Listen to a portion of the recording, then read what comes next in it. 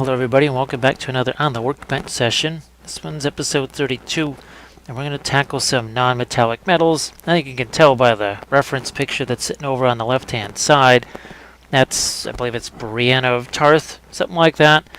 And you can see there's a lot of subtle things that's happening with those metals there. So you can see it's clearly reflecting that turquoise cloak that she's got and everything else. You can see that right here.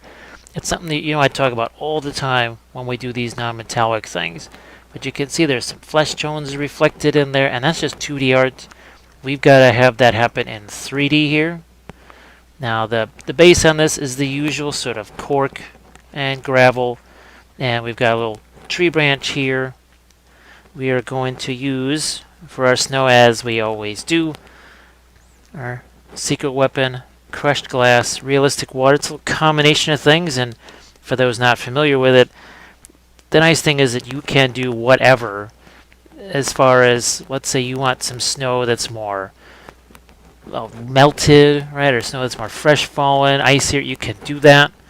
And I'm just scrolling down here, you can see all those neat basing products, and there you go. There's your crushed glass bundle, and you can do a bundle of figures. So $12 right there. I think I had done my entire batch of hundreds of Song of Ice and Fire figures with these on the movement trays too, and there was still some left. So don't worry about oh, that's such a small container. That little container is going to take you a long way. We are also going to use Pro Acrylic Transparents, and think of these like the Reaper clear and liner paints. Super pigmented, right? Almost pure pigment. On the darker side too, that's handy, very rich in color. And there's red, orange, yellow, the whole gamut of things. And now, again, another Reaper equivalent here. Think of this as, say, Maiden Flesh and Maggot White. So you got Faded Ultramarine and Bright Ivory. These are going to be our lighter opaques that we're going to use on all those colors to try and create the stuff that you can't just have alone from the purple, the brown, blue, red, and everything else, like the flesh tones. That's where the bright ivory is going to come in as we mix that, say, with the orange and the red and everything else. Now, the cork, that's something that's in my basing tutorials. That's on plenty of army painting series. A little bit of dried foliage right there. So, I'm going to go over here. And you can see there's some of that crushed glass snow on the bases there. This is one of the, I think this is the first army painting series that I did with the Song of Ice and Fire stuff. As always, it's 5 episodes long. Get another peek at that. You can see how you can put it on top of the grass. But with the case of the Lannisters, I didn't want it to be overwhelming with the snow. Kind of make it like it's that 33 degrees, 32 degrees, and it's just got a little bit of melt going on. You can also see we have a healthy amount of metals here. This is more of a sky earth, I believe, but you can see, I'm going to look for some that are a little lower to the ground here.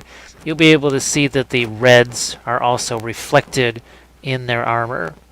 Here, let's get one that's a lower angle view. So there you go. Oh, look, there's the crushed glass in action. You can see it right there. We're putting it out on our bases, and now, it's a little bit of that red reflected on the chest plates and everything else.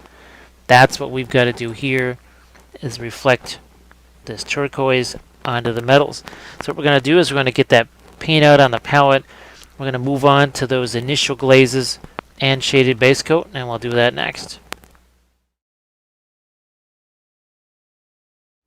We've got our paint out on the palette, and it's time to fire things up. Have the usual number 8 round craft brushes, and you can see we've got one that's a little more, shall we say, beat up, right? And that makes it just perfect for something like a filbert brush, as opposed to, say, a newer one, a little more pristine of an edge. So here we go. You can see a different point, but look at that. As you turn that around, you still have nice chiseled edge there, and this is a nice soft filbert brush. We're going to be starting out with this.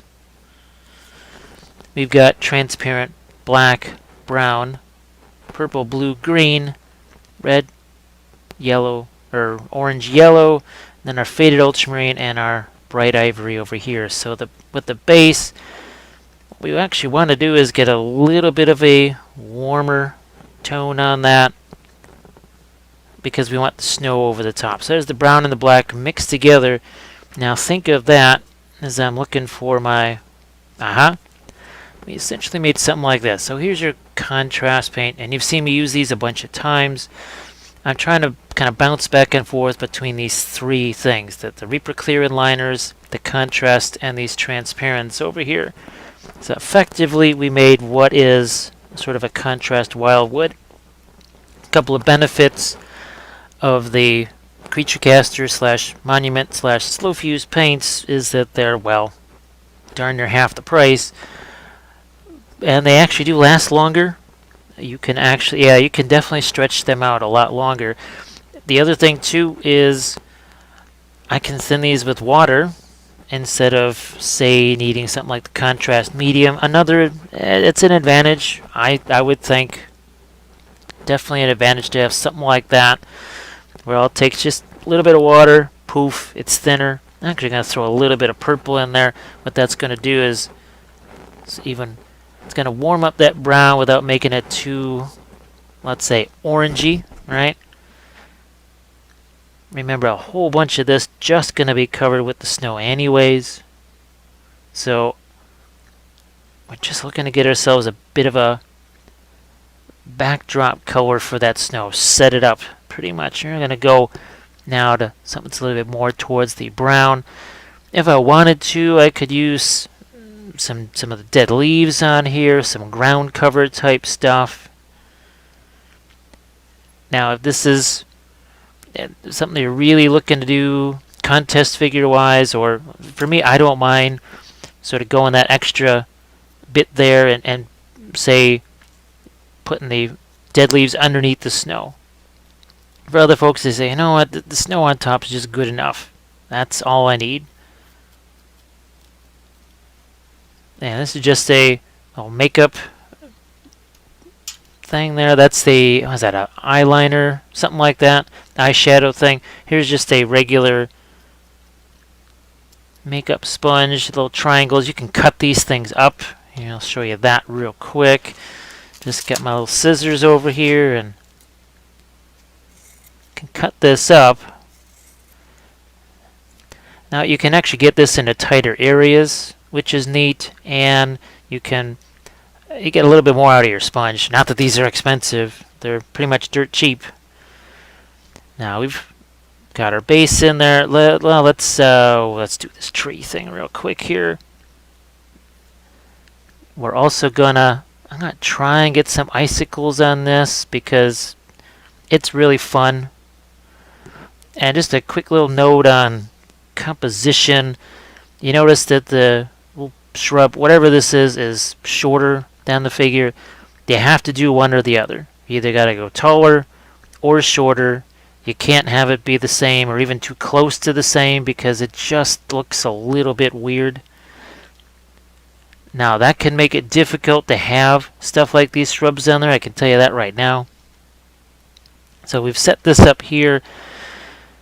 Now ordinarily you say, well, you got to reflect the colors that are on the ground, right? Well, okay, we can do that, but we have to remember there's snow that's going to go on top of this ultimately.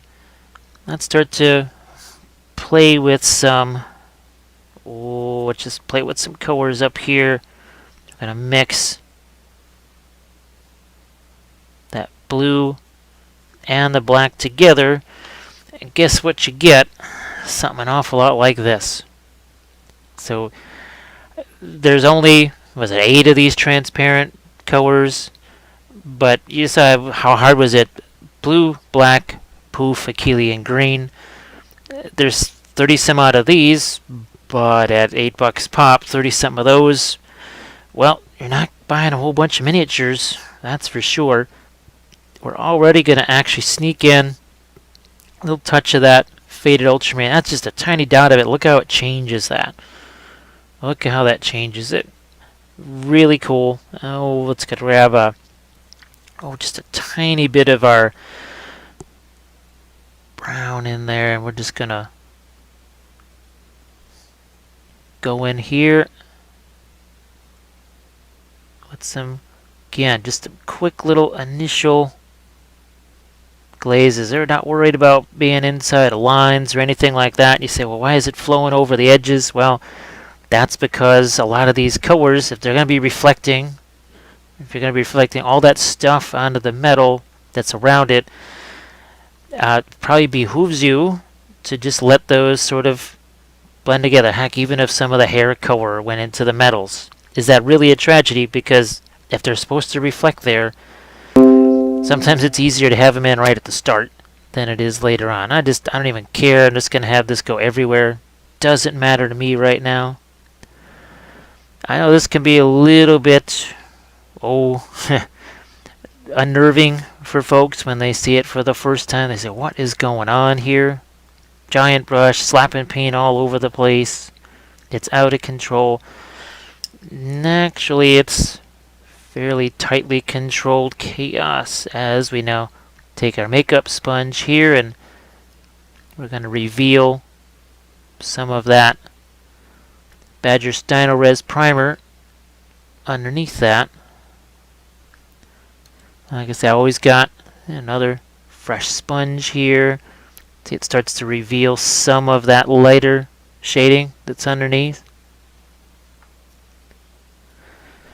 Here, you just look at that Stynylrez. This is typically the last color. There's a sort of a sandy color, and this is more of a sort of a light flesh tone. I think there's now 18 different colors of Stynylrez, which is almost double what I paint with on a given video. So I think that pretty much fills the need right there. Oh, let's get a little bit of orange into that. And just looking to make myself kind of a darker skin tone here. Where are we at? Just blast that right in there. Oh, let's see. Does she? No, I think she's wearing gloves, so that's the only skin tone we're going to have to worry about. Take some of that away.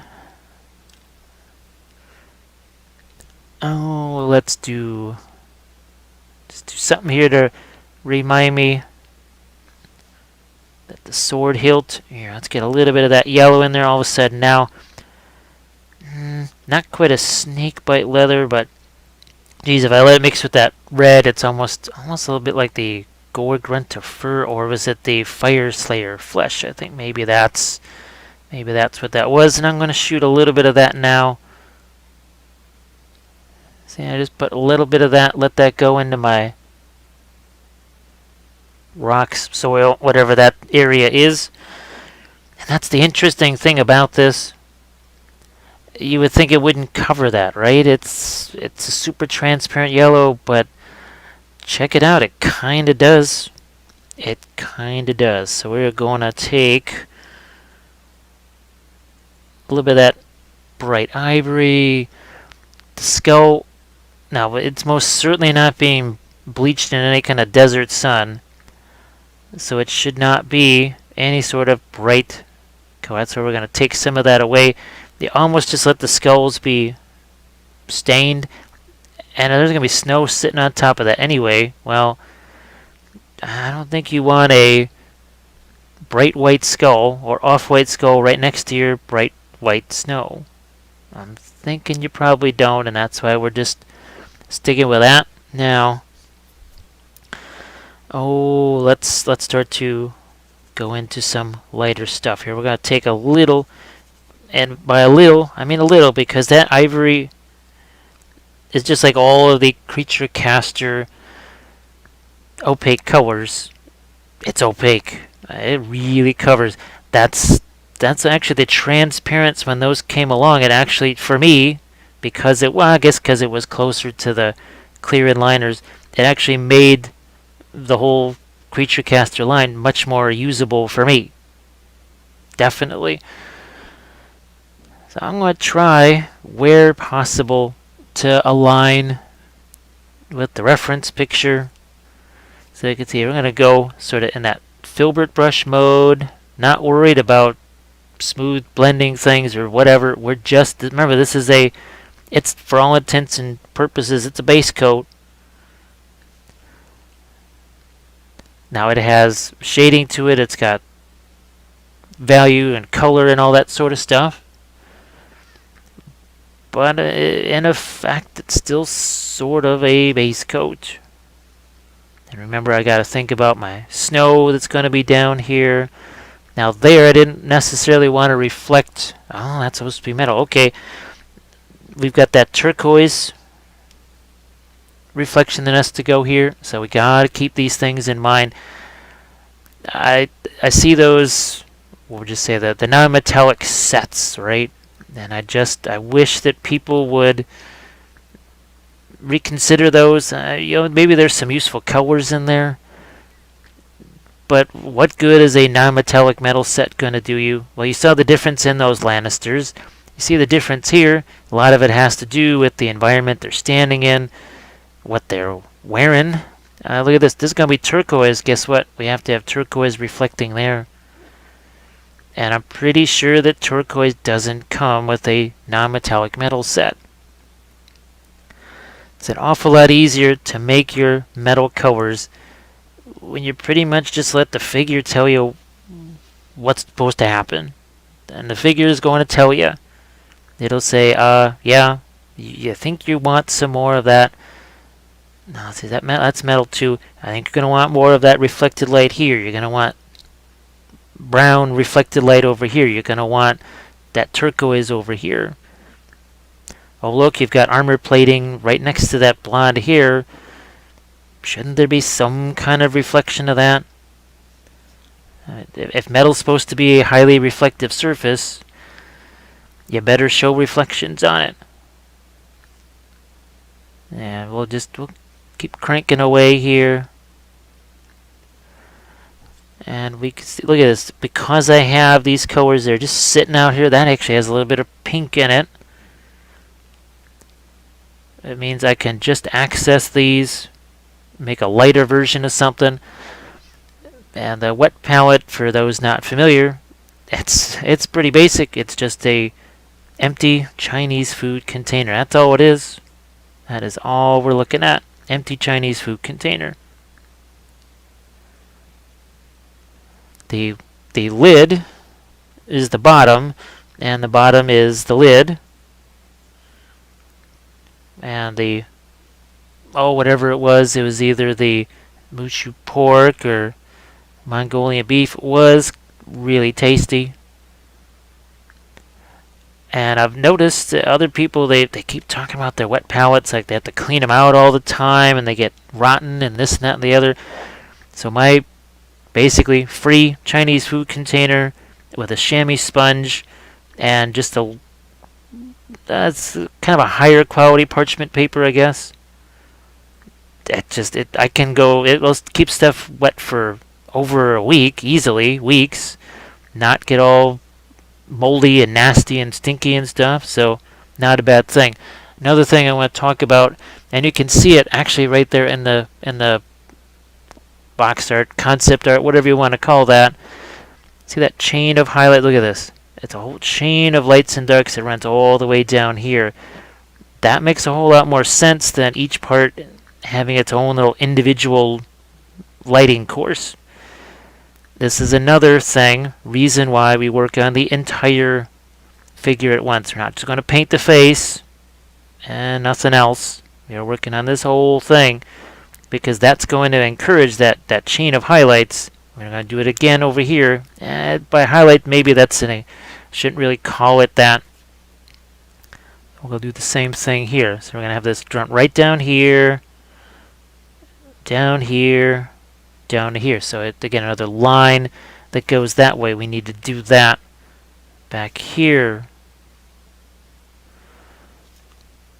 Just want to make sure this is on the screen for you. But again, we're going to have a line. This is a little more complicated shape, I suppose. But another chain of light, even all the way down to the end of that sword. It's this continuous chain of lights. And that's important. We got another one over here.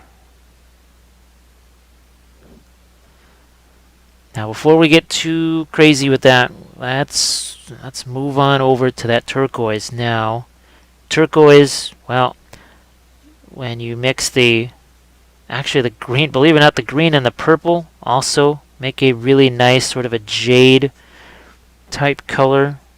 Don't be jaded by that. Here, let's get a little bit of blue in there. Yes, I did that. I said that. Let's throw a little more black in there. And once again, this is a little bit like a Achillean green.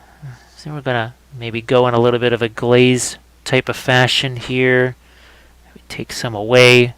It's the benefit of the transparent paints. I sort of call these dry glazes, where it's not super watery. It does make it pretty easy to control by comparison. And now, here, let's just slip in a little bit of that.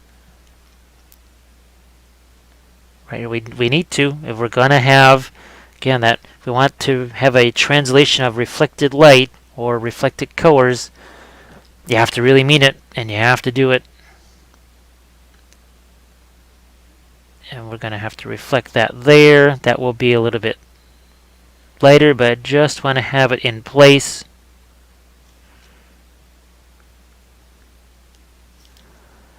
I think this is about... Oh, there's... okay, I can see that hood that's coming out from behind the breastplate there. We'll get that also. Let's see. Okay, it's going to be a little tough here getting around the tree, at least for you to see it.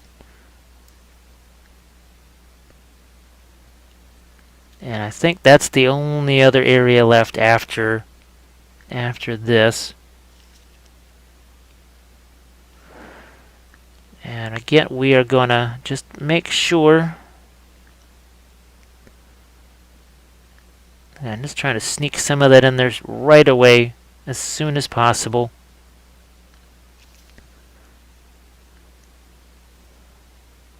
So I'm going to assume that when they did the concept art or the art for the boxes, that was the color that they wanted, and the George R. R. Martin folks, that's what they wanted him to paint it as, or represent it as. Well, what the heck? I'm just gonna play with a few more darks there, and that's good to go. Now, I'm gonna move on over to the brush that's got a little bit, I would say, nicer edge to it here, a nicer tip to it. Let's start to dial in some more precise areas here.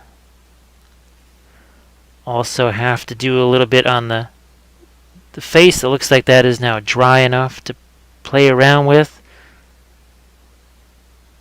See, as we start to bring out these edges here. This is another thing, a little bit of light, dark, light. That is another handy thing for representing that metal color. And the nice thing about just putting that in as soon as you can, like this, right away. If you want to make some adjustments to it, you have not invested hours in painting one specific area only to have to change it or entirely wipe it out. Because there's things actually, just last week, I didn't quite realize what a shape was, and I was like, oh, okay, that's not even what it is. And I'd just entirely repaint that, but it was good because, well, I didn't have 5 hours invested in painting one tiny little area. And we're doing the same thing, we're just kind of wandering down here, creating that lighting all the way down, that chain of lights. Yeah, let's hit this part right over here, just to re-emphasize this point. Some more here. And don't worry about the super detailed things here, that's not what we're worried about at this point. We're just trying to get these shapes in here. And there it is. See, look at that. It just kind of marches right down there. All the way down. We're going to do a similar thing over here. Like you do. Now, for those not familiar with the Song of Ice and Fire miniatures, they are one-piece figures, sort of along the lines of the board game style. Now, the weapons are a different type of plastic. It makes those have a lot more detail to them and certainly more stiffness, so you don't have the floppy swords or whatever. And then the bodies themselves, that's more of that. I never remember what the names of the different types of plastics are, but think of it as the more indestructible type of plastic that basically you throw it out against the wall or step on it and it's okay. These can definitely take a beating.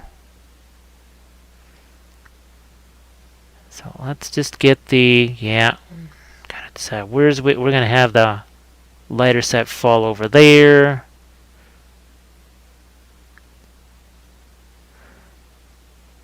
A little bit of a buckle over there. Now, what's there might be, I might change the trim on that to a gold or some kind of bronze, something else besides just that, but that's really not a problem or difficult to do whatsoever. But you can see by sticking with the bigger brushes here, we work faster. We keep that line moving. Maybe it's not so important when you're just doing one figure, but if you were doing, well, like me, and you have quite literally hundreds to do, if not, most of you are going to at least have dozens to do. Because if units are 12, let's say you don't have any cav, well, and basically each cav is sort of like painting 3 regular infantry miniatures. Even if you only have 4 units, that's still 48 figures plus your NCUs and everything else. You're looking at 50 plus in any army, and that's probably just a 40-point army. Means you got to be working pretty working pretty fast, unless, well, you somehow manage to find a 30-hour day where I've never been able to find one, or a 40-hour day.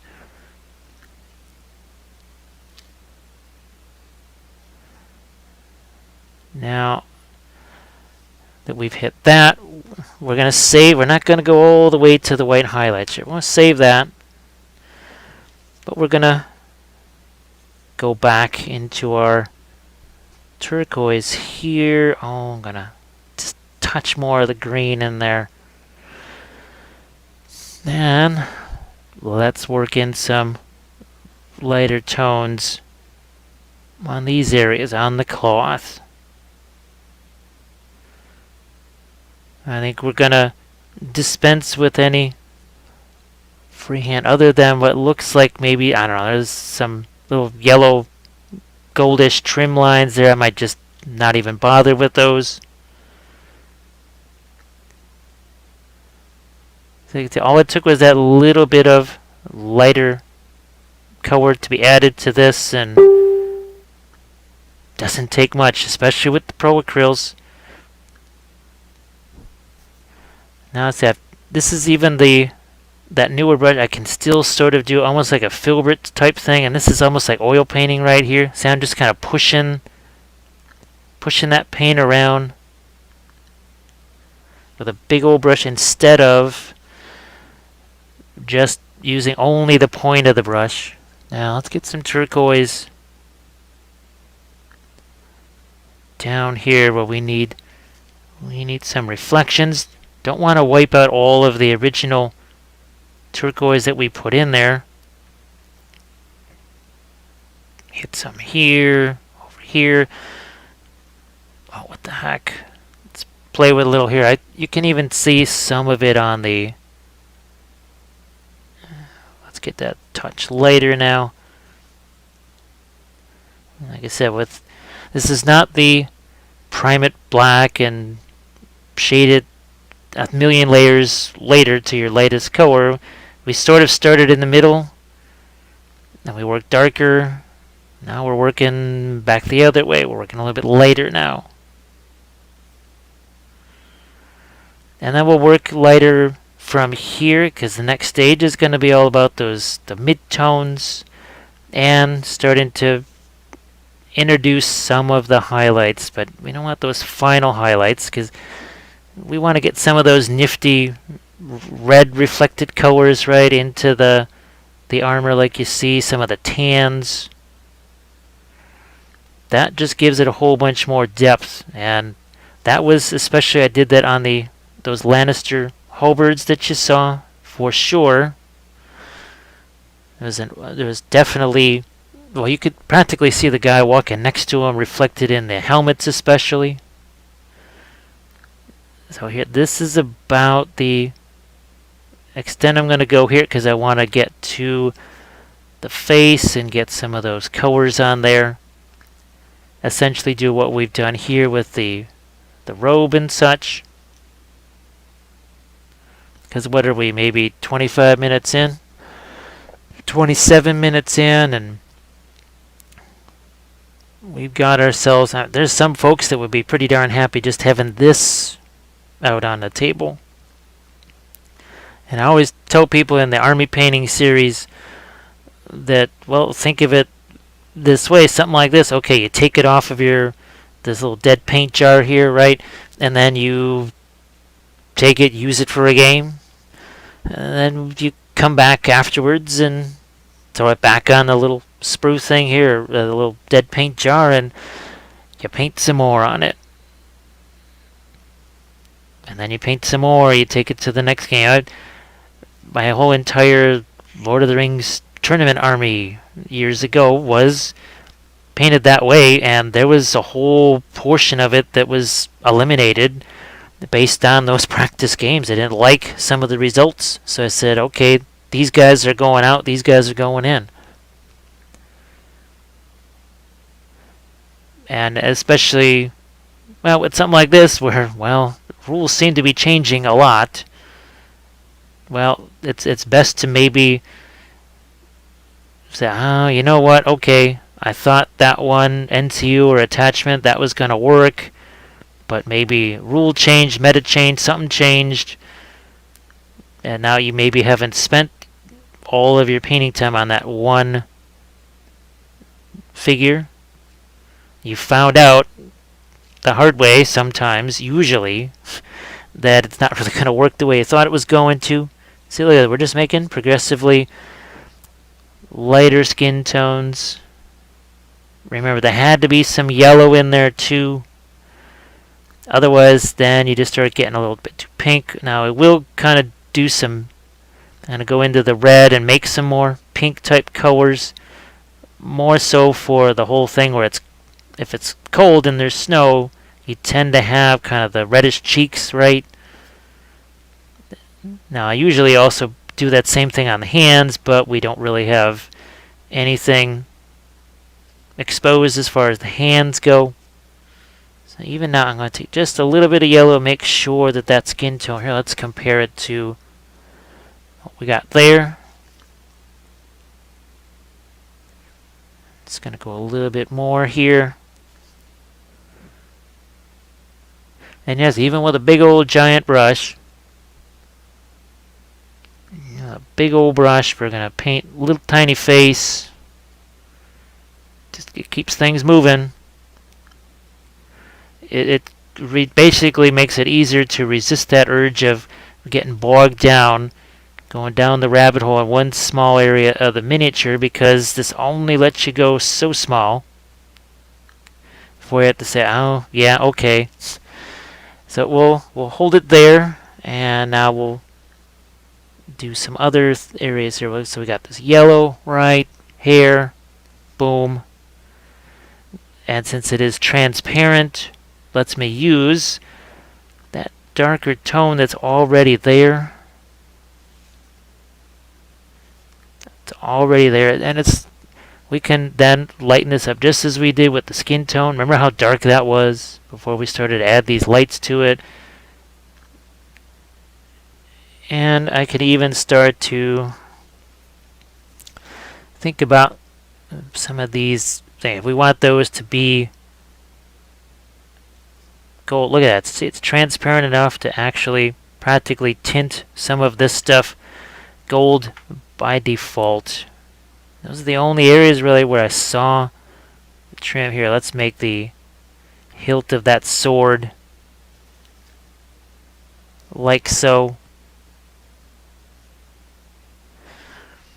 And you notice that, yes, this is about non-metallic metals, but it's also about the skin tone, it's about the cloth, everything else, all of that stuff together as a unified whole. Some of our gold there. Let's do some here.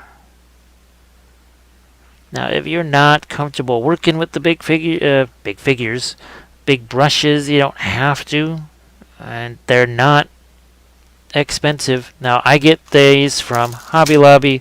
There's Michael's, any craft store has synthetic brush sets like this. It's $5, 12 brushes in there.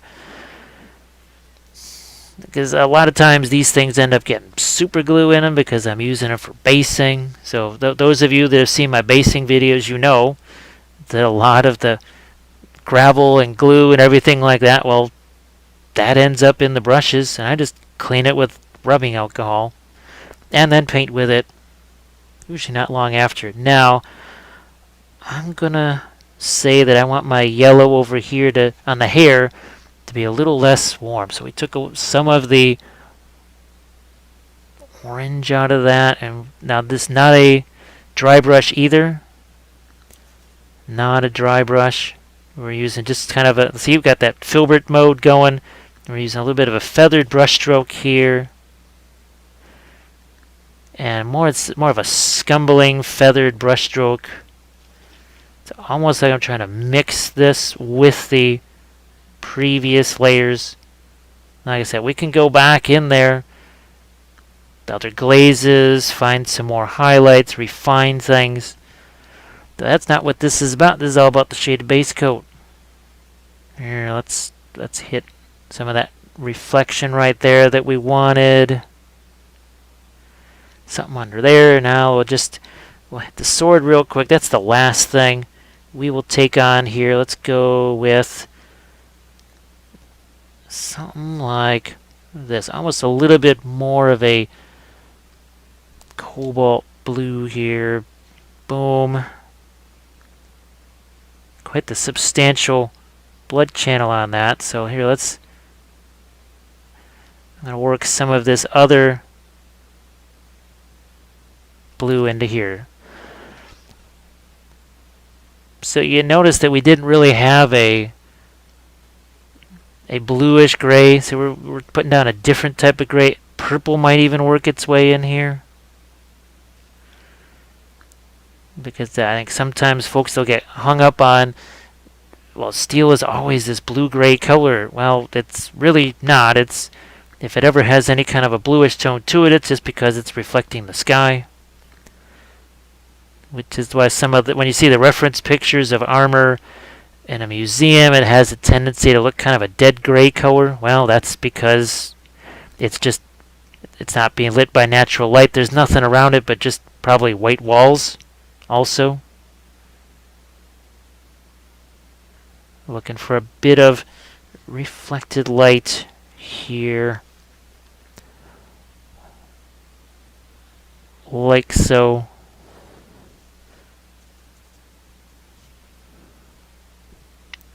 And I throw a little bit of the black in there, because remember that if there's going to be snow on the ground, well, it's going to reflect, but the reflections, you can't have those lighter than the highlights. So see, it's got just a little bit more interest to it, a little more depth to it than if we had just left that be only the darker shadow color. So what we will do is we'll head out from here, and next we're going to take on some more detail thing, a little more precision in areas, right? Do more of the reflected light. Yeah, not necessarily digging into highlights here, but finding things in those all-important middle tones. And we're going to do that next.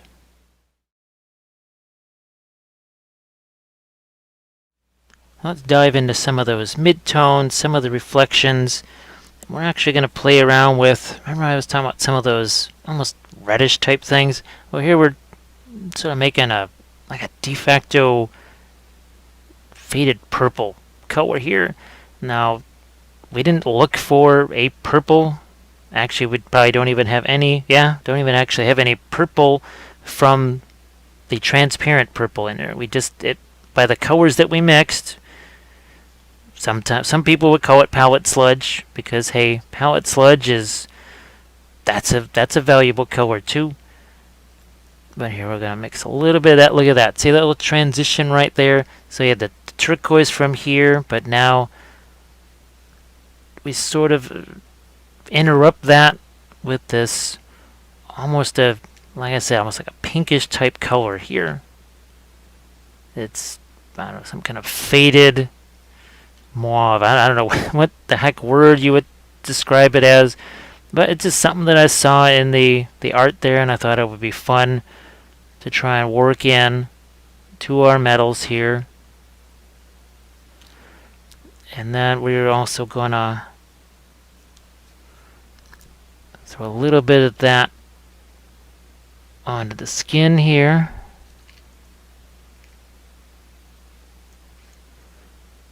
Like so.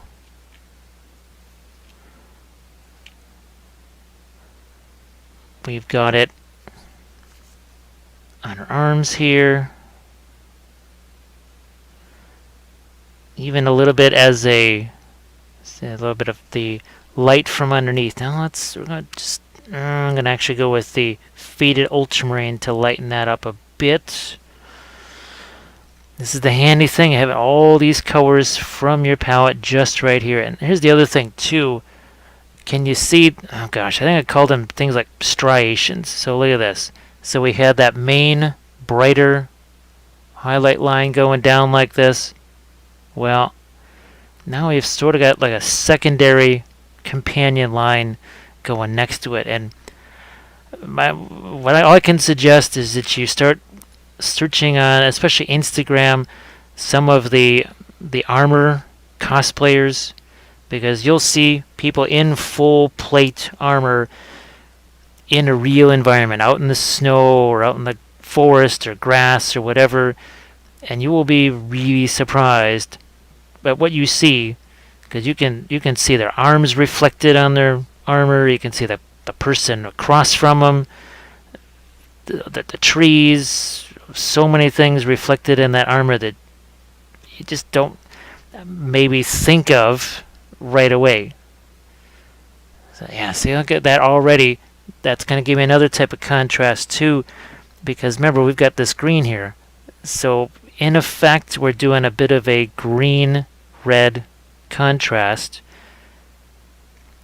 And let's do something here. This is one of my little favorite tricks. Let's go to our color intensity and go zoink, like that. Killed all the color intensity, but there's still value here, right? But as the intensity comes back, now you start to see there's that extra separation here, and we're using that little subtle red versus green. And it's, by red versus green, I mean it's this weird, very faded purple color next to a turquoise. Now I have, I think, yeah, I did these for these are Patreon videos too. I have a bunch of, I just call them color theory videos. Now some of those I covered just red. There's another one that's yellow, a couple are green, blue. There's even one that's on just grays. I think I have another one on, actually now I've got a couple that are on black, and then I'll do another one on white. And none of these things are actually black or white or gray. It's just, okay, this is a color that looks gray, but it's got a little more red. Just like here, these are all various shades of gray. So yeah, for those of you that are already on the Patreon page, take a look for those painting pyramid episodes. And there's one that's called Shades of Gray. And that one I just quite literally use purples and all these other colors in under that umbrella term of gray.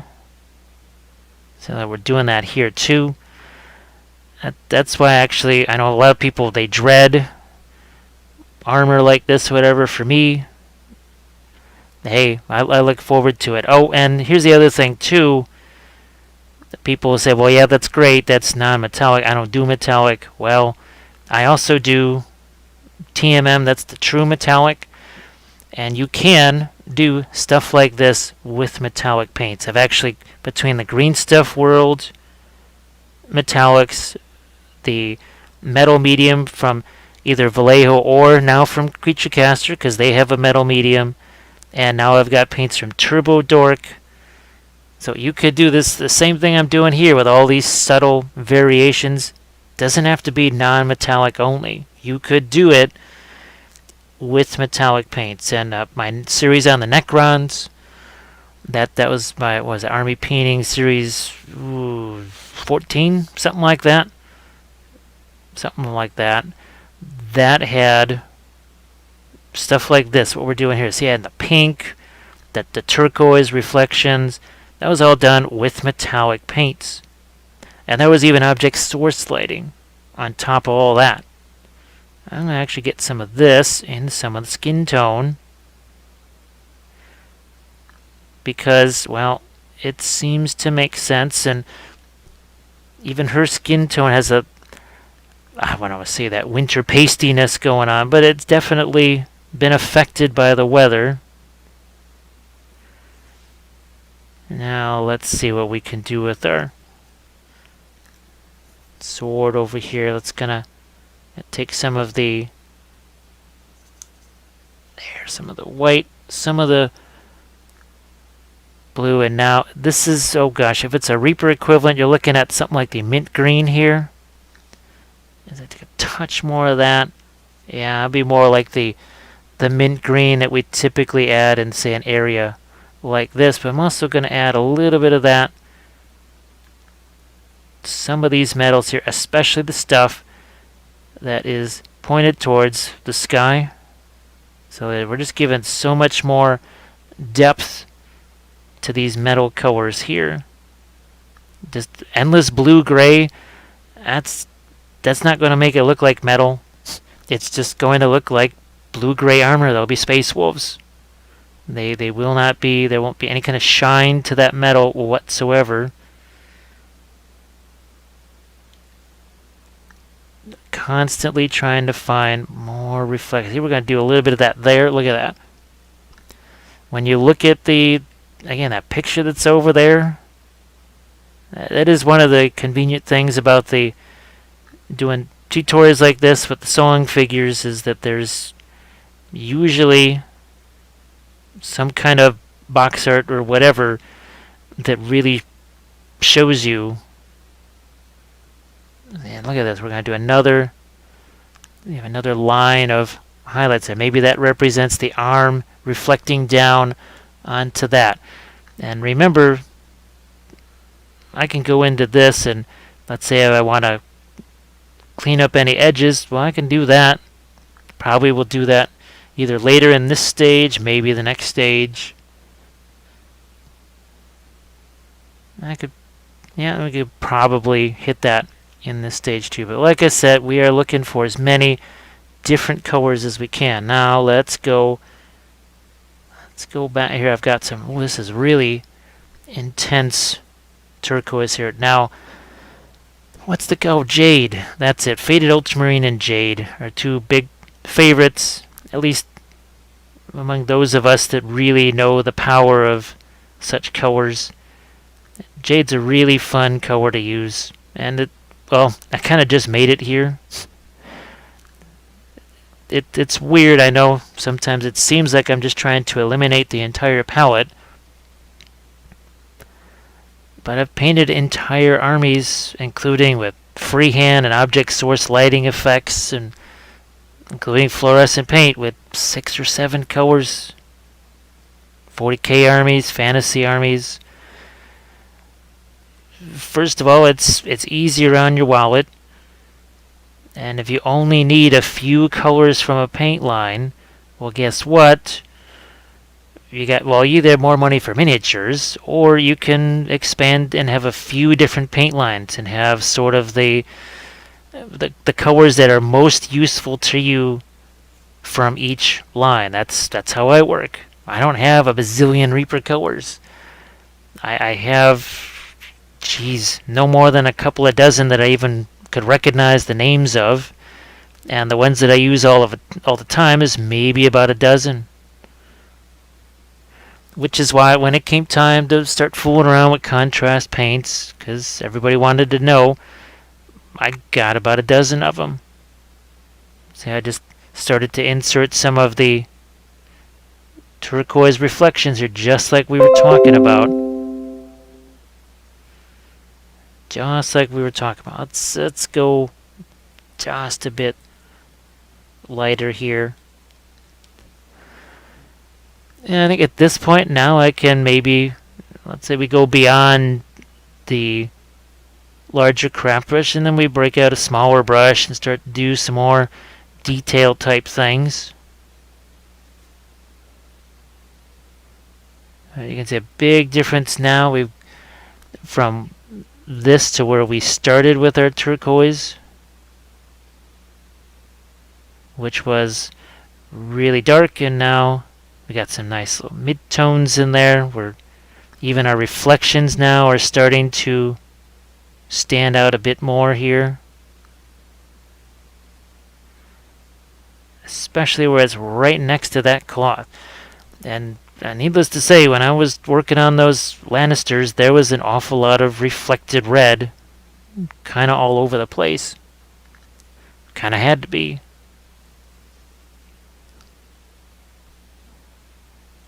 There, we'll get some lighter tones there. Maybe just some hints of turquoise there.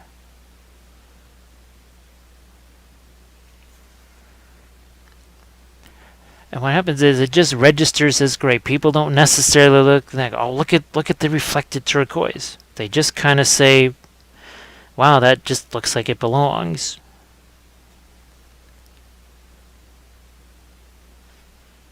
And let's say, oh, you go, well, you know, that's a little, maybe too much of the turquoise. We need something else here, maybe because we got the snow color. Actually, I see I need some reflected light back in there.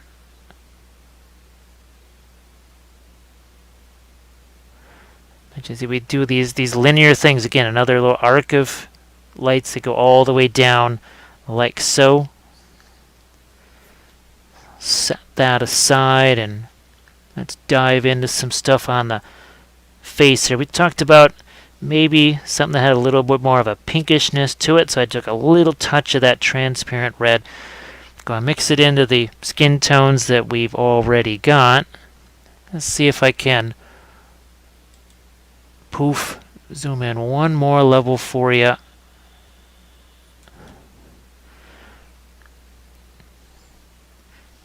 And I'll make a little bit even more translucent, add some water to it there. Now let's get some shading into that, basically eye socket area here.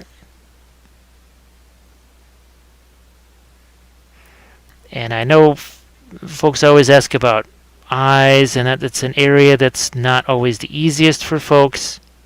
Hopefully, maybe. Just going to do some quick little glazing right there on the hair. Let's drop some, see if we can't get some eyes in here for you.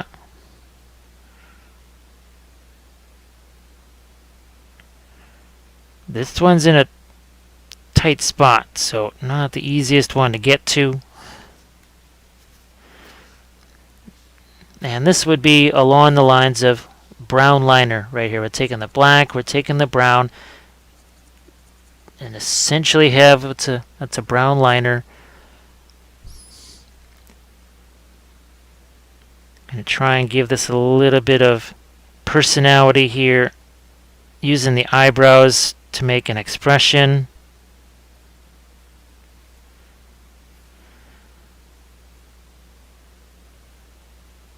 Like so.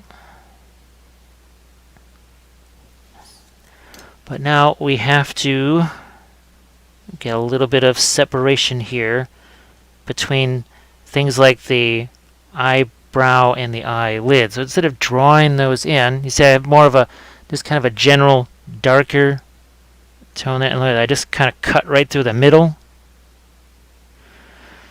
And by default now, you can see that eyebrow there and this separate eyelid without having to draw all that stuff in, because that's painful under any circumstances, not easy at all. Now we'll maybe hit some lighter skin tones in here. This is probably, again, if you're looking for Reaper equivalents, for sure Maiden Flesh would be used a lot here.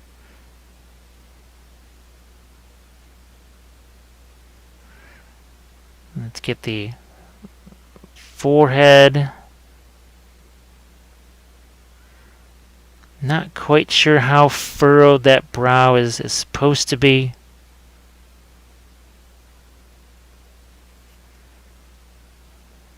Okay.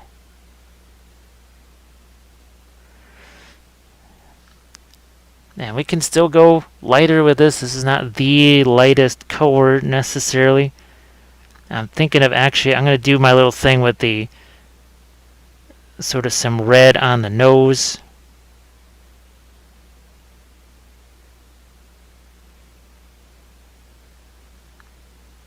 Just raising up the level of the cheek there. Alright, so we're back to some of that more pinkish type color. And I want to get some of that again into the cheeks there, sort of indicate that it's cold, winter is coming, right?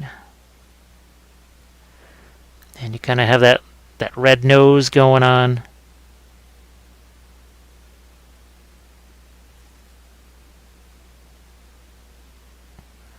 A little more here.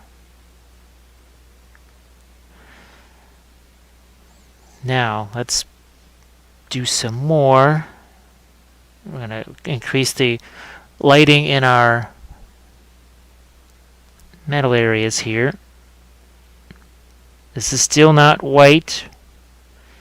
Well, heck, technically we do not have any white even out on the palette. That is not the bold titanium white, which is even lighter than that bright ivory. But as soon as you start messing around with things like, well, just white, well, you start to lose any kind of real color at all. So here we're doing another one of those striations again.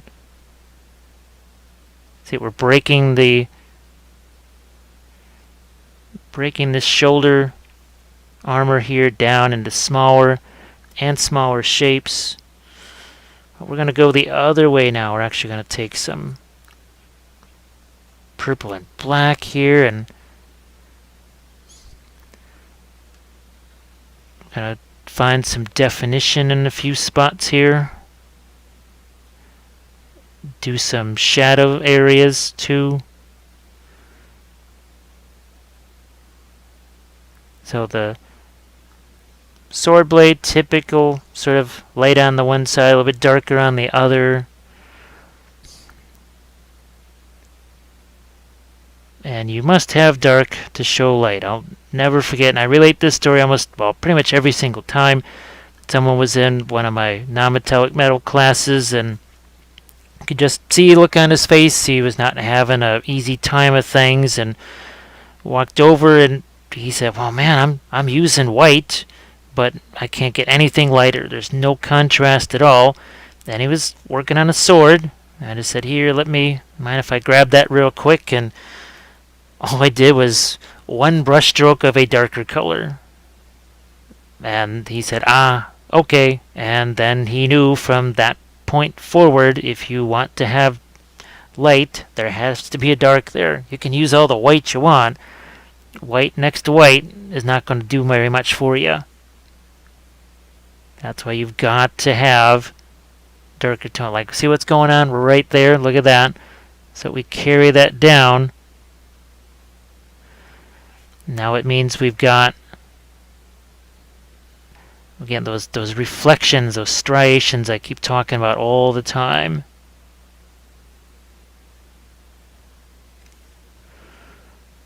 Once again, we're looking for some more contrast as we work our way around the figure here. And one of the reasons there's some purple in there is because that's a nice little complement / contrast to all the turquoise, to all that green.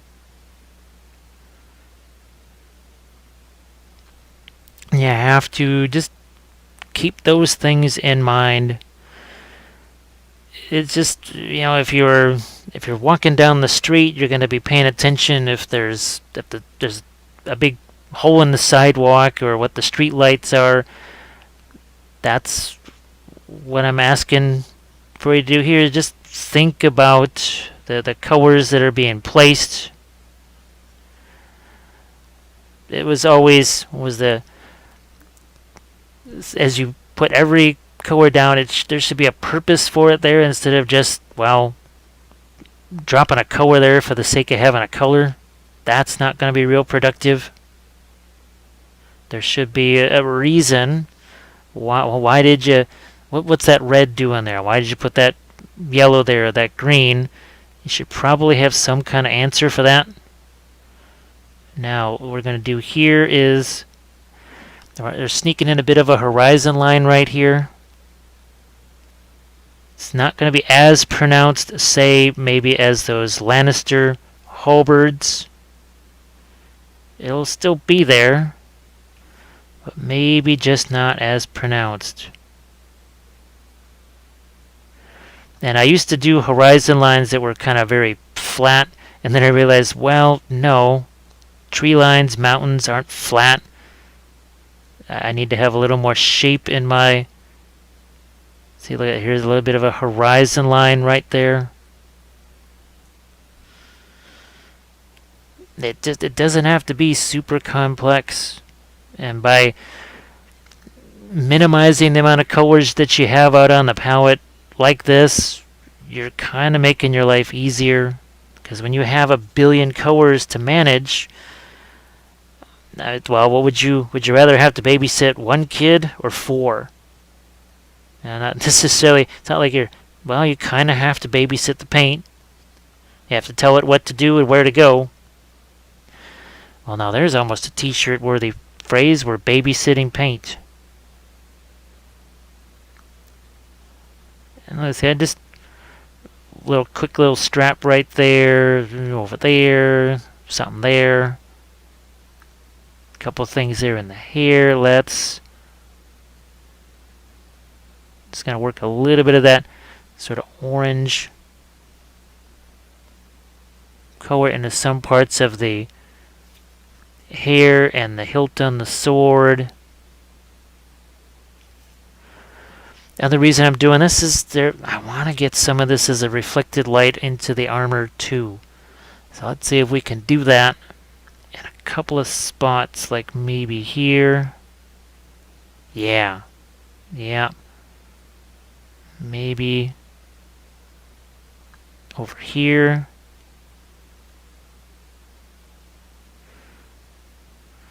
And sometimes you don't necessarily have to, it's reflecting this thing. Sometimes it's almost a suggestion that there's something off camera or out of the scene, and that happens more when people say are doing things like a bust and they're trying to light things up, or they're doing a non-metallic metal but they want to have it look like it's being influenced or lit by something. See what I just did there? I'm actually reflecting some of the skin color onto the armor. And you can bet, now let's say you're using metallic paints, well, most people probably wouldn't reflect the skin there. Probably wouldn't be doing that. You could. You would just take your skin color, mix it with the metal medium, and then you would actually have, poof, you would have your reflected skin tone.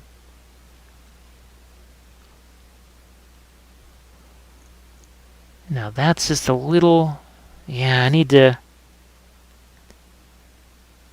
it's a little challenging thing right here. That just got too dark. We're trying to lighten up this one section right here.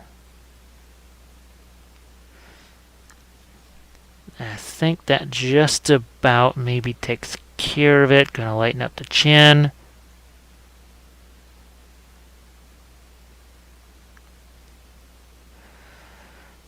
Let's mess with the hair a little bit. I'm gonna just get this. That's just water, basically. That's all that is.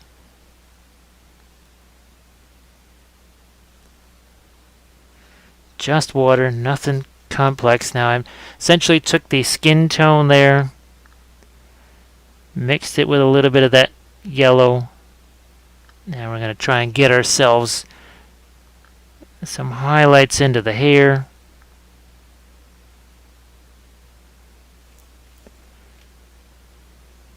That we'll have to go back to things like our turquoise and get some lighter areas on that, and some other, maybe some fun little secret hidden things in the midtones as well. Now, here is where I'm trying to reflect the hair color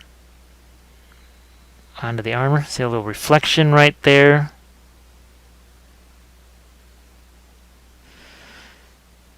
And maybe we'll go another step up for a few.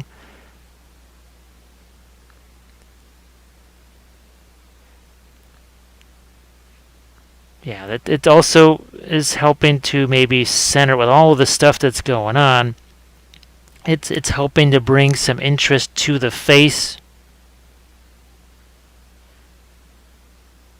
because there's an awful lot going on. You got the sword and all the armor and everything else that's happening there. Now I'm going to go back to, again, that was the bright ivory and some of that yellow mix there.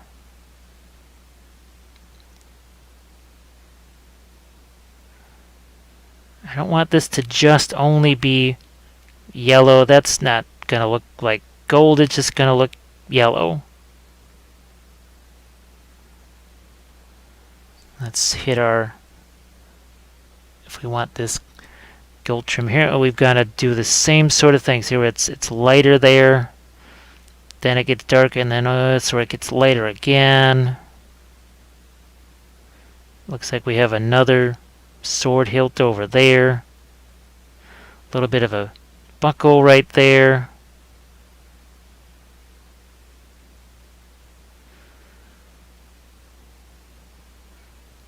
And the last painting segment after this will probably be some kind of final details, and then we'll just hit up in the last final segment. We'll do the snow. Now what I am going to do here is almost like a yellowish green that I just put in there, because golds, believe it or not, they really love it when you throw some green in there. I know it doesn't seem to make any sense whatsoever, and it makes so little sense. I just threw some green on the sword blade. Yes, I did. Now, I didn't get to my, here's some of the lighter turquoise on the robe, and like I said, a little bit of blue with the green. That'll help you get to your jade. I'm gonna go with a touch of the more of that bright ivory.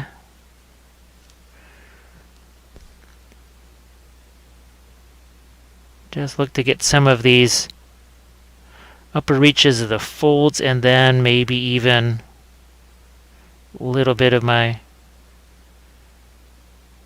reflected light of the turquoise here on that armor. Especially here. Can you see that? Yeah, if I turn it around, boy, that's hard to reach. But I think it lets you see it a little better. I also have to throw in a few surprises in those the depths of those folds, and that would probably be something along the lines of a purple, believe it or not. And then that's another thing that kind of surprises people at times. Sorry about that. That I'm not just taking a darker version of that same color and throwing it into the shadows. No, to make them a little more interesting. And maybe this just goes back to my days in the 2D art where it was pretty much demanded of you that you show something other than just, well, dark brown in your shadows, or a darker red if something was red, that maybe actually have green in your shadows. And you say, well, wait a second, but they're opposite colors. Well, that's actually what makes it a really interesting and ideal color to sneak into your shadows. We might do that in that final detail segment there. So again, sneak in the turquoise in wherever possible. See that? You get the more of a sky. Here, let's get some of the turquoise into here, even up towards the top of the shoulders.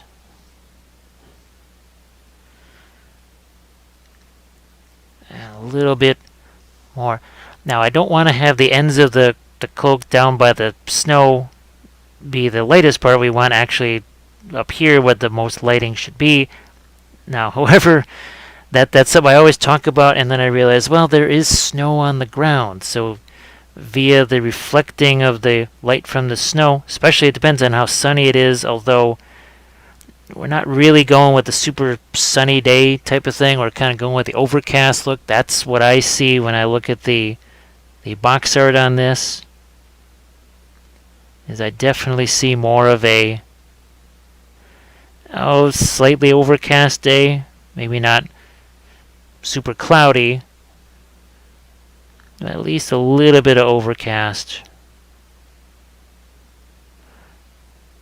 And I think you can see my little line that it's almost like a bit of sky earth, but it's not sky earth. It's the non-sky earth, sky earth. How's that?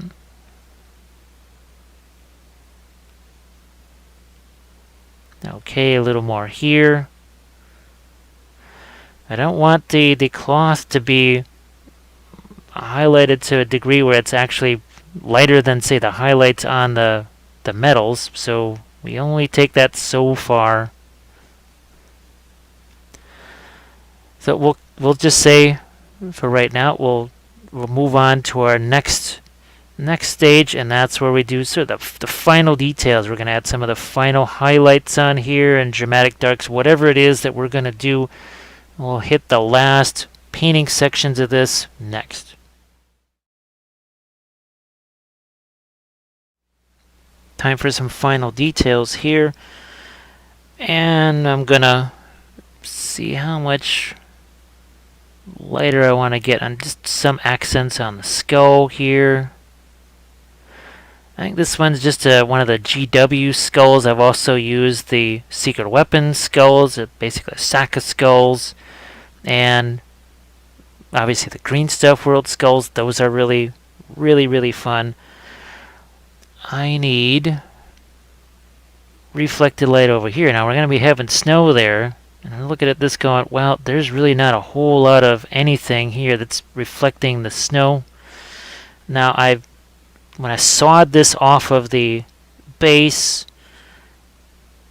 some of these they're real easy to saw off of the base, or at least the feet are wide enough. Sometimes the feet are a little bit on the narrower side, so when you slice them off, you're not left with quite so much to work with. Not quite so much to work with, but yeah, this needs, see there's no reflection in there. Why is that not there? We got to add that in. And this is why try to work on that entire thing all at once. Now I'm actually gonna trying to get some of that brownish color in there. I'm gonna try and get some in here too. We need some reflected light there. That was more of the purple-ish. So we're gonna get some of that. But I can always tone it down, see a little bit of the turquoise in there. Because basic purple and gray, or purple and green, sorry, together, they're going to get you a pretty nifty gray, actually. And it's, think of it, what's purple, red and blue, green and red make brown, blue and brown make basically a dark gray. That's why you're effectively ending up with a type of gray. And just think of it as a shade of gray. Speaking of gray, we're going to put some here on the side of the face because we've got the armor there. So while the armor is reflecting the face, we should have some of the basically going either way. Now let's get a few the lighter highlights here, and they're more, see, they're broken up, they're not continuous. And now you can see why we save these for the end, because look at how dramatic that is. Now I might even turn down the brightness a touch to make it a little bit easier to see that. Here is another area where that's going to really have an impact. And even this, like I said, not pure white. There's still some of the other colors in there. I'm going to go back in with some darks into this too. Some of that sort of purple and turquoise mix to reinforce some things. Let's see how that, now you get a little crispness there. But it's, again, we're not doing a continuous thing, and the shape of the line changes. It gets thicker in some areas, thinner in other areas.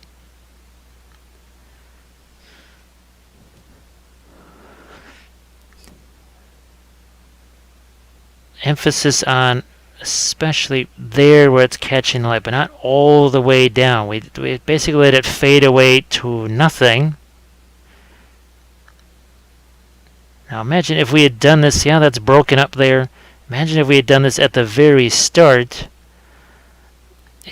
We wouldn't have been able to, all those wonderful little subtle things that we did. It's hard to do those.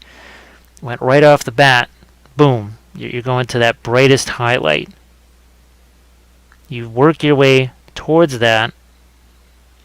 And like I said, it's part of that, the final touch. See look what that does right there?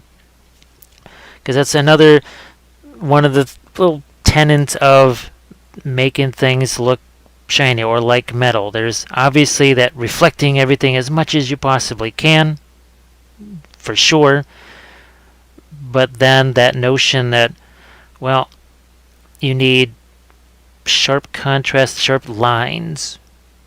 You need that linear thing where you obviously have this chain of highlights that goes down here, but you also need these sharp, crisp lines. If it's muddled, then it just starts to look like cloth or some kind of painted whatever. It doesn't look like metal. And see, look at how much brighter we can go. And I'm sure that for some it was tough to see those areas not get that. Look at that. See that little dot? that I just added right there. Almost, gosh, almost makes it look a little bit like a gemstone in a way. And now you can see we're starting to get those multiple, again, chains of highlights. I might, if I can, I might try to play with my little telestrator thing. Because I don't think, well, the snow and the ice, that'll take a little while to do. So if I have time, I'll try and use, it's a little thing that I can draw on the screen with. And maybe I can try and bring out some, just highlight some areas. Something that I want to do for the Patreon page is almost, I don't know, have little discussions or critique things, some shorter type videos. Where it's more of a discussion about the figure as opposed to necessarily me painting a full-on lesson. So here again, another one of those where I'm going to have that second line there.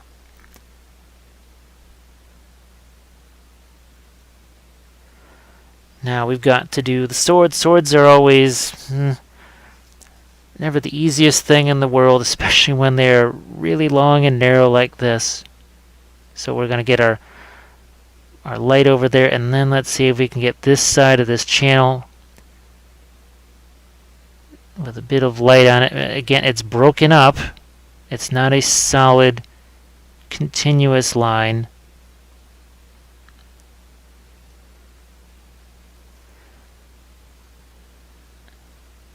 Going to do the same thing, looking for those. Yeah, let's get some brighter lights here on that. Now we've got to get the sides of the sword here. Probably can't see that too much.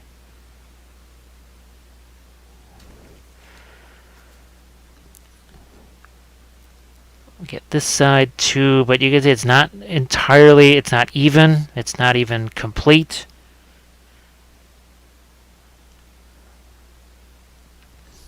I will get another series of reflections in here on her feet.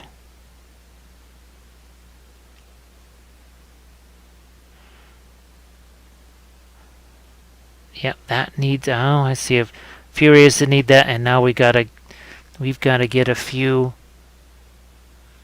lighter things down into these, because we did the other side, and I see I have to make sure this side gets a little bit of a, yeah, because we have this here, remember we went with that chain of lights, can't be as bright though.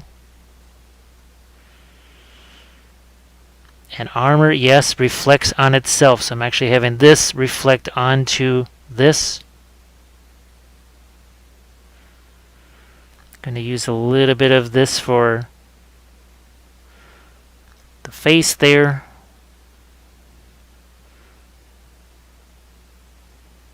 I'm even going to try and sneak in a little more on the chest plate right there. So see, it's the whole bunch of these sort of striations. They have to be subtle though. If they're too noticeable, it's just there, let's knock this down. But yet I want to,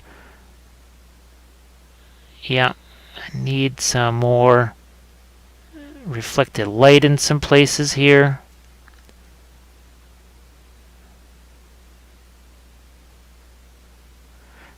Yeah, I'm going to go a touch lighter with that.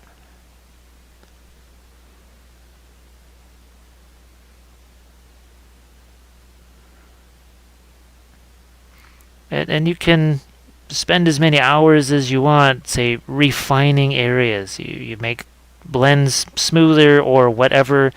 That's all up to you. Obviously, I have a time constraint here. I can only make these videos so long. So I have to work within those constraints. Obviously, well, you're going to have your own constraints. You may have a tournament deadline, or you only have so much time to paint every day. That is if you want to have any sleep at all. For me, that the notion and concept of sleep has just pretty much entered the land of legend and fairy tales.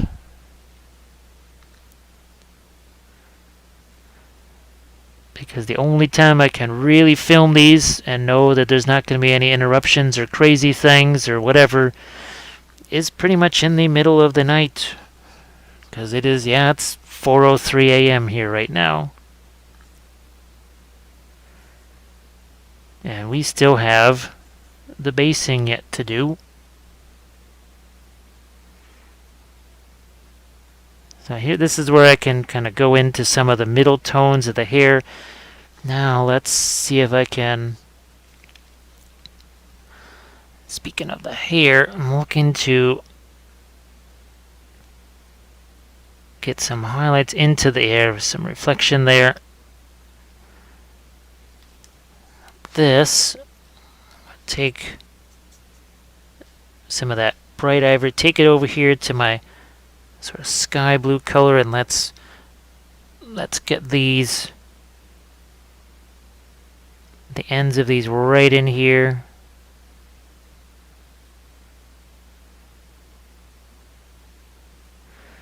See, got the end. You see, look at that. Now here, this is where we're going to create another chain of highlights here, right along this line, and it's going to be sort of a series of dots, I suppose. Look what happens here. And that, remember, we're trying to create a little bit of a horizon line there so it gets all broken up. And I'm even maybe going to lighten my reflected light that's under here.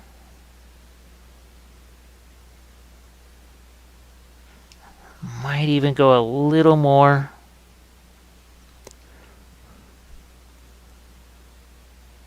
Again, thinking those long lines. Now we're going to go the other way. We're going back into that sort of purple and black mix over here.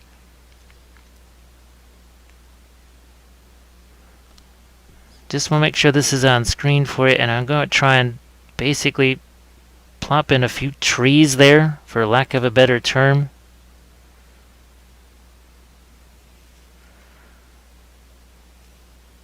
What have we here? We need a similar thing here too.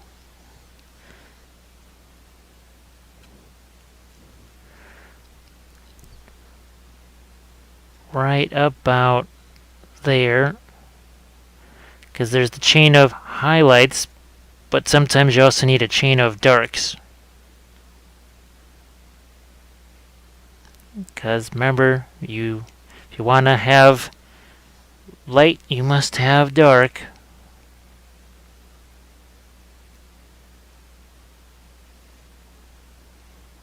And speaking of darks, let's get the channel in here.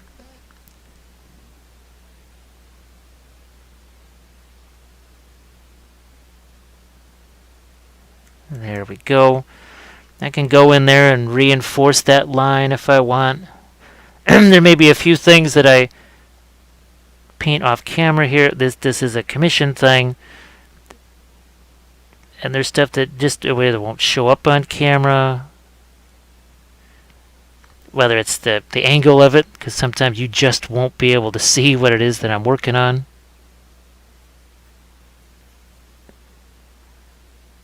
Or sometimes I have to basically hold my breath to be able to do it, and that's not real riveting tutorials when there's nobody talking. So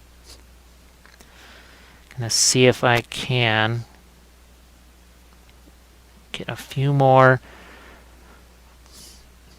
light highlights on the hair, especially on this leading edge of the face here. Because I do think that's going to draw your attention towards that.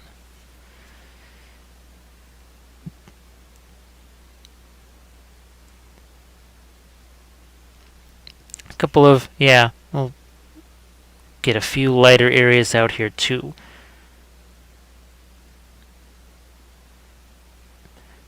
And these are the adjustments that I can make. The hair gets the same thing sometimes, where you're sort of putting a little bit of a shine on it, and see we're going to have a chain of those. We're not going to do it all the way down, but just in that one spot. It's a way to give the hair a little bit of sheen as well. Now I'm going to go back into some orange over here and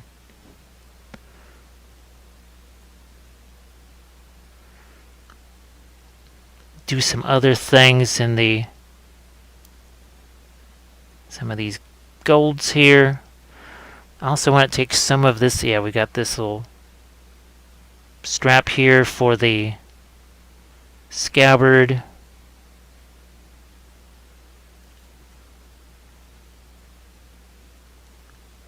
Let's maybe try and get a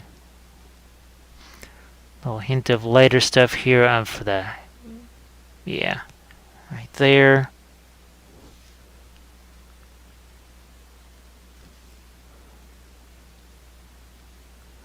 And that's the sort of thing that it's almost impossible for me to orientate this for you to see it. Now, we did talk about some purples in the shadows here of the turquoise. So we're going to do that now. So it's going to make those not just darker, but it's going to give it a little different look to it color-wise. I also have to think in terms of the snow is going to reflect light on this. And I'm not sure, can you see? I think you can see what I'm doing here. And it's going to happen here too. So it's not going to be as light as what's up there, but it's lighter than some of the shadows that we've done, because we've got to reflect the snow. And I'll be linking a few other Song Ice and Fire things. I got the giants out there, and the mountain that rides. Those are ones that have a lot of, again, that reflected light from the snow onto armor, onto cloaks. Heck, the mountain that rides, he's, there's those yellow cloaks, and yet there's still some influence of the snow on there, so it makes it almost a bit more like a green.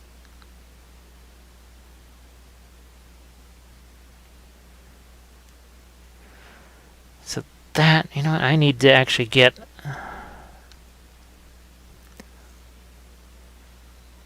something lighter there.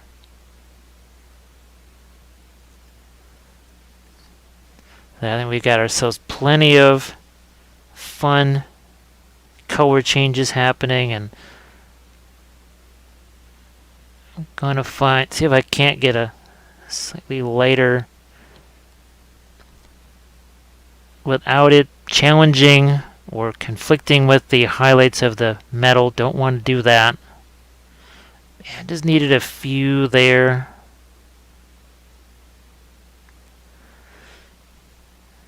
I'm gonna go into here. Yeah, there we go.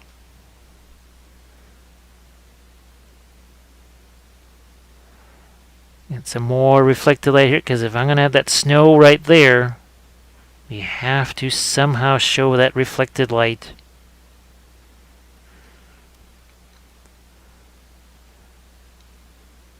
And I think now we've got ourselves a decent array of colors on this.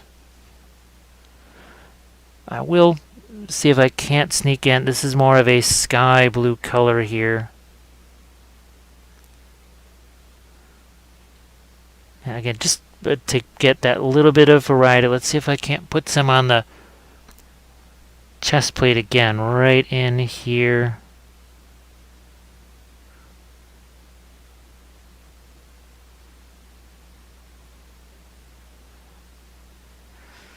And maybe almost have that blend into it a touch more. Yeah.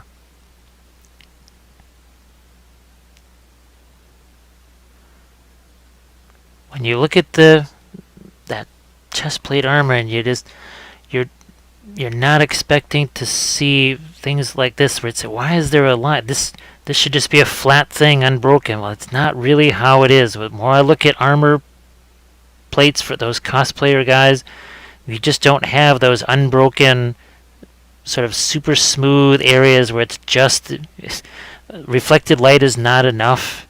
You have to reflect more things. It's just, I know it sounds confusing, I suppose, but when you check out those different references, you will see. I think you'll see what I mean. So there again, the turquoise in there. So many fun little things going on here. And just it's more for the viewer to look at.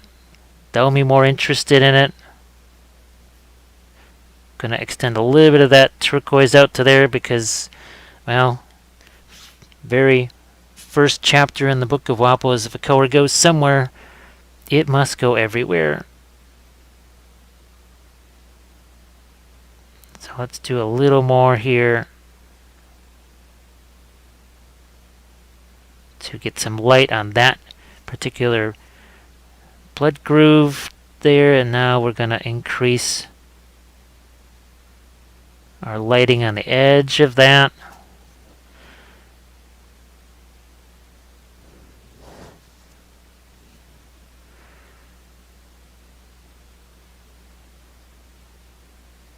Okay.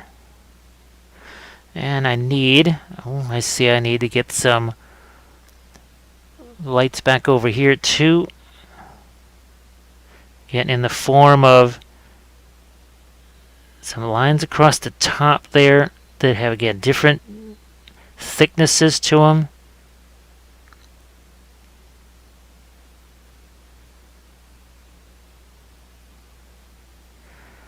We need a more of a horizon line here.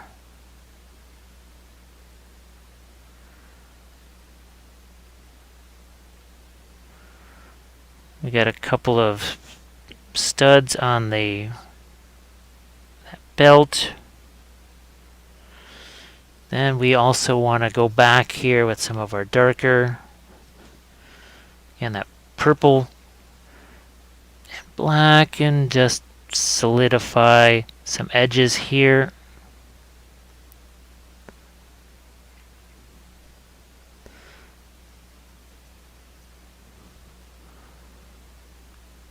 Some here.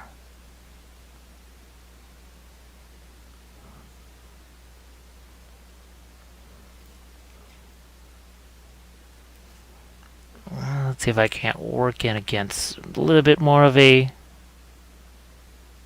horizon line there. I'm going to see if I can get some of that. Yeah, a little bit of the brown into that.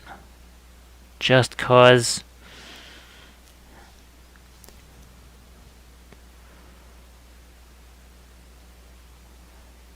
Yep, I see we needed to get our little chain of highlights over here too.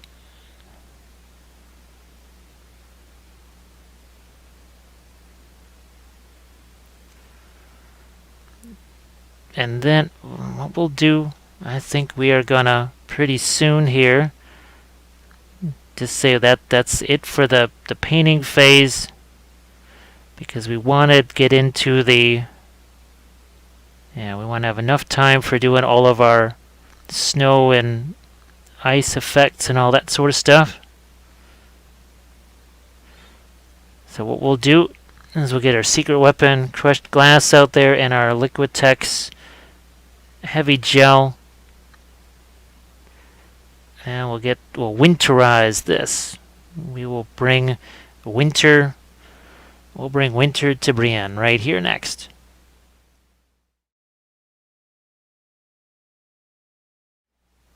Let's add some snow and ice to this, and we are going to begin. Again, the realistic water, crushed glass. This is what gives you, say, the more melted snow, and this is what's going to give you more crystalline snow because, well, gee, it's made out of crystals. Now, yes, it says warning, contains crushed glass. There is crushed glass in here. I got the glove on. It's not that big a deal. That's why I have one little container like this. Throw it in there. Also, it says do not shake. This is actually a new jar. We actually write do not shake because what's the first instinct you do when you grab a bottle of anything is start shaking the snot out of it. So that is why. And even with that on there, I still sometimes have a tendency to start trying to shake the darn thing. So we're going to separate the two. We're going to keep them on one side here. Now I've got it on the palette. You can sort of see it on the regular camera here too. Less is more. Put a little out. You can always add more. And that's going to more than take care of this thing right here. And you can see we've got some of the beat up craft brushes, right? And we are going to mix these two together like so. And you can see, look at how melted that snow is. I'll even hold it closer to the camera. Look at that. See how melted that is? And as we add more of this, you can see, look at it. It starts to build up. Builds up more and more. So those are the things that you're going to have to get a feel for, because believe me, I've used this a ton. I mean, dozens, well, hundreds of miniatures now, and I still find out new things. I still learn new stuff as I work with this. You can even pour some more of the crushed glass over this if you want to have it even more crystalline, but we're just going to go with what we've got. So sometimes I'll have one brush just for mixing, because you can see it really gets caught up in the brush there. But now you see why I have the two separated, because here I still have some glass that I can add to this. And you really can't save this. You do not have a really, really long working time with this stuff. It's going to dry up on you, so just mix a little at a time. Now the next thing you're going to also have to get a bit of a feel for is applying it. So I'm just going to get some of the last bits out of there, and then usually have some water off to the side. So there's another brush. And we're just going to stick this right here. And it's kind of a bit of a pillow there. But what happens, now see how that sags over the side, which is really neat. But look at that. See how that's got some translucency to it? I've done videos. Actually, they were with Song Ice and Fire miniatures, with I think they were Free Folk miniatures. Now, I'm not doing any blood effects on here, but see, look how that's transparent. You can see through it. None of those other effects, not Vallejo, not Woodland Scenics, not the GW stuff, none of those will give you this kind of semi-translucent. That's what makes it look like crystals. That's why snow is snow, because it is millions upon millions of tiny crystals. Now you can also see why I didn't get too crazy about painting the base, because, well, it's kind of going to be covered. Now it's water effect, so it adds a little bit of a shine to it. So just know when you're making your wet snow, it's going to have a little bit of a glossiness to it, which is fine because, well, that's snow. When snow melts, it kind of, well, goes back to water. And what better thing to represent that water than water effects? Now I'll probably have to mix another batch, I'm thinking here. See, before, when I would do this, I didn't tamp it down quite as much as I'm doing here. And that's just, again, it's one of those things that I've learned just in using this. Yeah, we got a nice little flow over the side here, like that. It's almost like it's already making an icicle. I could have icicle hanging off of that too if I wanted. I'm just going to have a little bit of this. Actually, it will help solidify the branch if I have a little bit of snow there. So now you can see why I left that other, the rest of my snow effect out there is kind of untouched, and I'm going to get a little more of my water effects. I actually like sometimes to put on the characters like their back or whatever, especially at the backpack or like this, a hood, put some snow in there. I might do that. What the heck? But I don't need a whole bunch of this here.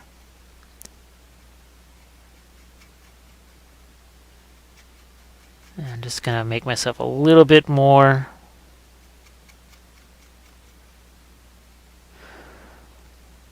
With the idea, and I'm going to try and get some now onto the tree.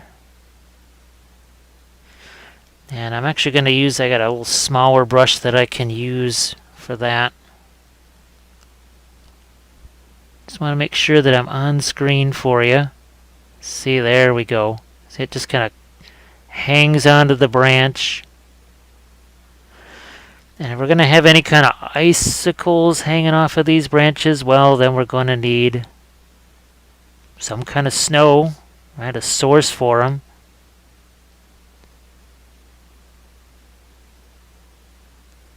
A little more there. Here, let's make sure we get that little bit of snow effect there. And I mention this all the time in my other videos, that when I go to the store or whatever, and that's just a block or something away, block and a half away, I look like the abominable snowman. I'm just covered in snow. My hat, my sweatshirt hood and everything, because there's no body heat to melt the snow. So there, look at that. Fun snow sitting in my little tree branch here.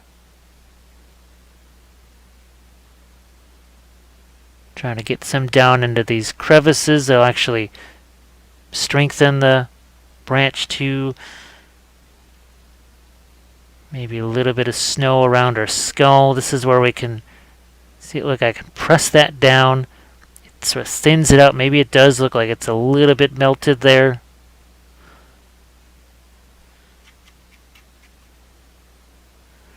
Like I said, less is more. And you start out with, like, you can do additional layers if you want to. But yeah, start out maybe with a little bit less.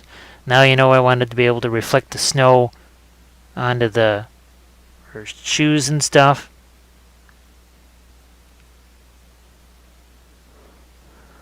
Okay, so there's your snow effects. Again, the crushed glass and the water effects, or the realistic water. Now, here's the next thing. Liquitex Heavy Gloss Gel. And I use this all the time. I use it for, I've sculpted fire with it. I use it for waves, because, hey, water. I use it for all kinds of fun stuff. I've used it even for sculpting fur on large figures where there's, say, a mold line that's running right through all the fur, and you basically have to file it all away. Yeah, I'm just going to put some more out here. And it's heavy gloss gel. And this will, when it dries, it is totally see-through. It's obviously not going to be see-through right now.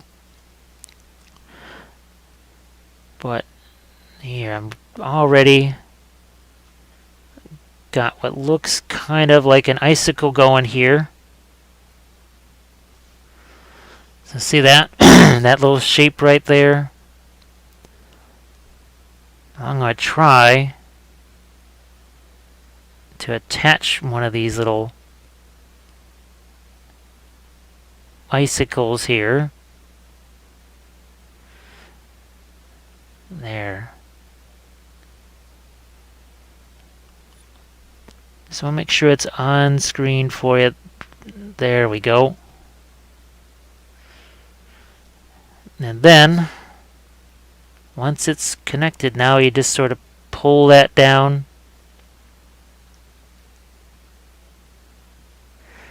And if it's uneven, that is good, because icicles are not even at all. No, by no stretch of the imagination are icicles this perfectly even thing. Now, I mean, you can actually, I guess, suppose, try and tint your icicles if you want to have a different color or whatever, but that's not something I'm going to do here. but you sort of have to attach it and then sort of pull it almost a little bit like, I don't know, taffy. I'm going to get myself a little bit of water in there, some clean water to work with. Because one thing you can do is establish the icicles and then use the water and sort of make like a natural icicle process. So you could even, take some watery version of the Liquitex and actually just do what the natural process is one drip after the other. That's how icicles form after all. So see, we got a little bit more of a watery mix there. And once it's been established, you can almost, it's like you're adding drops to it.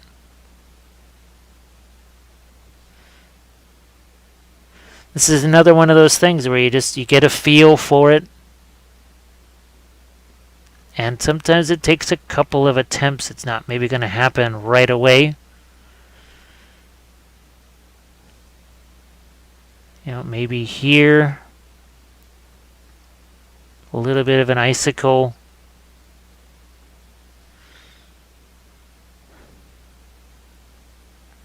A little bit of an icicle there. It doesn't have to be gigantic.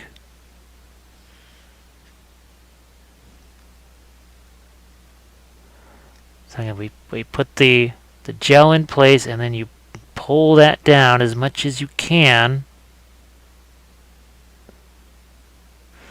And sometimes you pull away more than you want. Sometimes you just don't get as much as you wanted.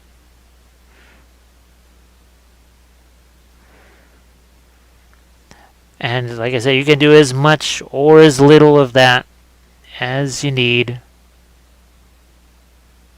It is ultimately your miniature, your project, not mine. So I think that starts to give you, and again, these are going to dry crystal clear, and I'll have pictures in the, I'll have some pictures in the closing credits too. How's that? There we go. Really love doing these. It's been a little while since I had a chance to do them, so it's really fun to be able to do these again. So everybody that is a member of the Patreon page, I really appreciate that. Especially that those of you that do the army painting thing, that's what makes all this possible. And at this point now, boy, it is actually well over 200 hours worth of videos when you sign up for the army painter. It's unbelievable. And heck, it's not going to be that long before it's 300. That's a scary thought. For both of us, I suppose. Let's see how I'm adding these extra little drops there, because that's what the icicles look like. If you got more time, especially if you're doing these on multiple figures, maybe you try doing something like that, because that's fun. But some of these are already starting to dry a little bit. They're almost getting a little bit of transparency to them.